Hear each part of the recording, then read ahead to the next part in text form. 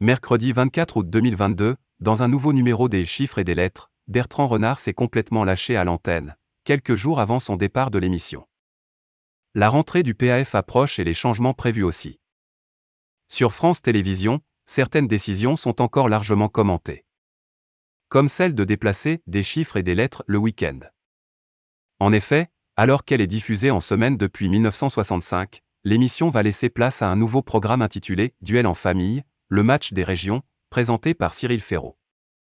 Et afin de terminer la mue du jeu présenté par Laurent Romeshko, la chaîne a décidé de se séparer de deux totems du programme avec le départ de Bertrand Renard et d'Ariel Boulin-Prat.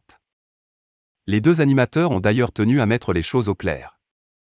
En somme, bien loin de vouloir partir ou quitter l'émission, c'est bien France Télévisions où nous avons travaillé si longtemps qui choisit de se séparer de nous.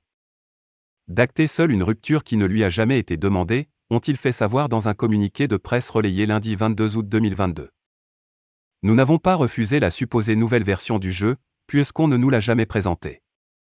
Ce qui est désigné pudiquement comme un désaccord contractuel a surgi car France Télévisions a exigé une baisse de notre salaire de l'ordre de 60% et a refusé de nous accorder le CDI que nous avons eu l'outrecuidance de réclamer, ont-ils précisé.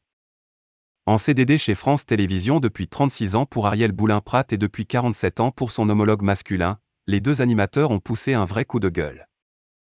Nous n'existons pas alors que nous sommes tous les jours à l'antenne. Cette régularisation nous a été sèchement refusée, sans explication. C'est inacceptable humainement avant de l'être juridiquement.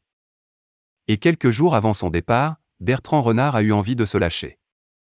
Mercredi 24 août 2022, après une énigme sur le joueur de foot N'Golo Kanté, il a tenu à lire un petit texte écrit de sa main, dans lequel il relate une rencontre des Bleus qu'il a suivie en tant que spectateur. Merde, j'y me reprends une bière, raconte-t-il en narrant son histoire et provoquant le rire de sa collègue présente à ses côtés.